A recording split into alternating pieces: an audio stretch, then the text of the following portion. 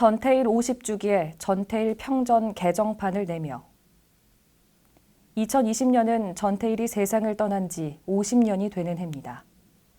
1970년 11월 13일 오후 2시경 불덩이가 된 당신은 마지막 숨을 토해내는 순간까지 우리는 기계가 아니다 라고 외쳤습니다.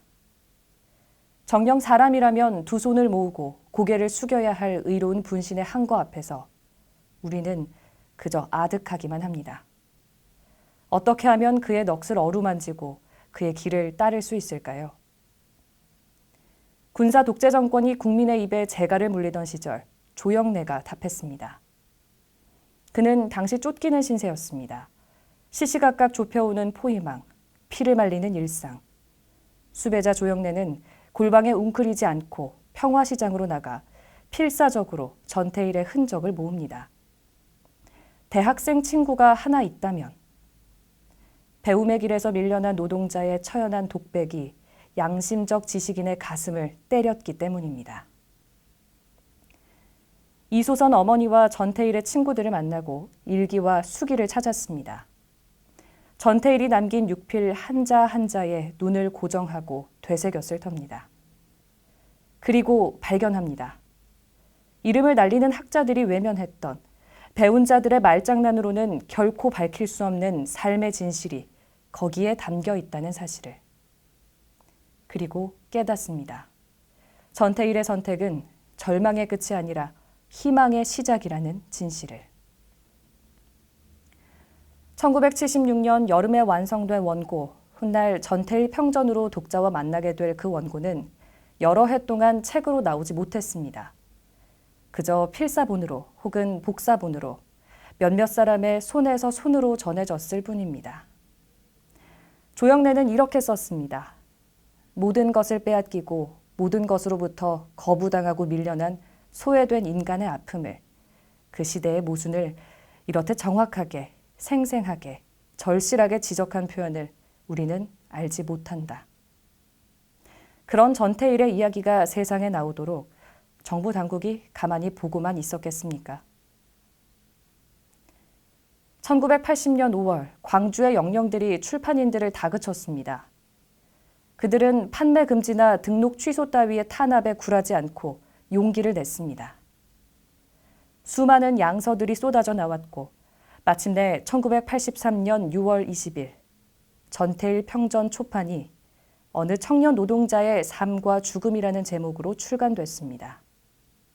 돌베개 출판사는 물론이고 인쇄소와 서점 역시 문 닫을 걸 각오했으며 책을 갖고 있다는 이유만으로 독자가 경찰서에 끌려가던 때였습니다.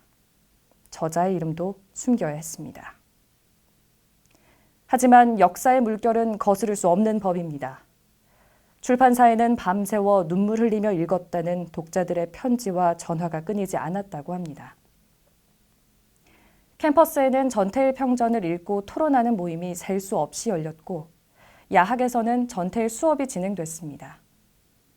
공단의 벌집에서, 산동네의 판잣집에서 어린 노동자들은 먼저 가신 선배에게 길을 물었겠지요. 그 초롱초롱했던 눈망울들이 오늘의 민주주의를 이끌었습니다. 전태일 평전은 출간 자체가 하나의 역사적 사건이자 분수령이었습니다. 누구보다도 맑고 밝고 굳셌던 청년 노동자의 이야기는 동시대 젊은이들의 영혼을 일깨웠습니다. 수많은 노동자와 학생, 지식인, 문화예술인들이 그를 따라 노동의 긍지와 인간의 존엄을 되찾기 위한 행동에 나섰습니다. 당신처럼 희생도 마다하지 않았습니다. 그 헌신과 열망이 1987년 6월 항쟁과 그해 여름 노동자 대투쟁을 끌어내고 2016년 겨울의 촛불광장으로 이어졌습니다. 전태일이 떠난 지 50년, 또 조영래가 원고를 완성한 지 44년, 전태일 평전 초판이 나온 지 37년이 됐습니다. 이 책에 실려있는 오늘의 독자는 상상도 하지 못할 평화시장의 비참한 장면들은 그 시대 우리 사회의 자화상이었습니다. 이제 그 기억을 잊어도 될까요? 국민소득 3만 달러의 뒤안길에서 비정규직과 청년 실업자, 영세 자영업자들이 울고 있습니다. 어제의 전태일이 학교에서 밀려났다면 오늘의 전태일은 직장에서 밀려나고 있습니다. 전태일의 시대를 떠올릴 때 우리는 기성세대로부터 보릿고개는 넘겼지 않았냐는 소리를 흔히 듣습니다. 그것으로 지나간 모든 일이 양해될까요? 성장은 사회를 구원하지 못했습니다. 인간은 밥 없이는 살 수 없습니다만 그 만고의 진리가 인간더러 밥의 노예가 되라고 가르치지는 않을 겁니다. 만 22살 젊은 육신에 불을 댕기며 전태일이 이루려 했던 것, 그것은 바로 인간의 나라였습니다. 전태일의 외침에 귀를 기울여야 하는 까닭입니다. 초판이 나온 이래 전태일 평전은 세 차례 개정이 이루어졌습니다. 첫 번째 개정판은 1991년 1월 돌베개 출판사에서 나왔습니다. 초판 발간 당시 원고 유실로 빠진 부분을 되살리고 검열 때문에 애둘러 표현한 대목을 바로잡았습니다. 두 번째 개정판은 2001년 9월 출간됐습니다. 표지와 내지 디자인은 민진기 님이 수고해 주셨습니다. 2009년 4월 세 번째 개정판부터 전태일 재단의 전신인 전태일 기념사업회가 전태일 평전을 발간했습니다. 세월이 흐르면서 한글 표기법이나 띄어쓰기 등이 변했기에 원본과 저자의 뜻이 더 정확하게 전달되도록 문체를 다듬었습니다. 김상본 님이 디자인을 맡아주셨습니다. 이번 전태일 50주년 기념 개정판은 가독성을 높이는 데 주안점을 두었습니다.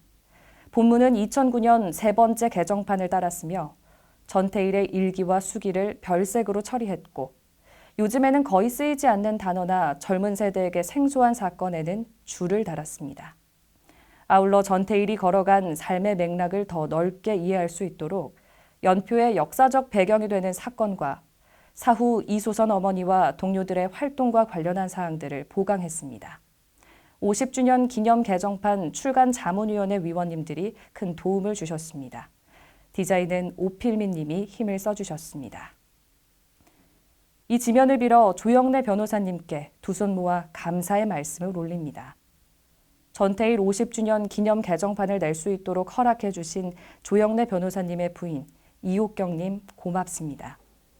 그리고 초판부터 이번 개정판까지 30년이 넘는 세월 동안 한결같은 마음으로 전태일 평전을 지켜주시고 가꿔주신 모든 분과 독자 여러분께 감사드립니다.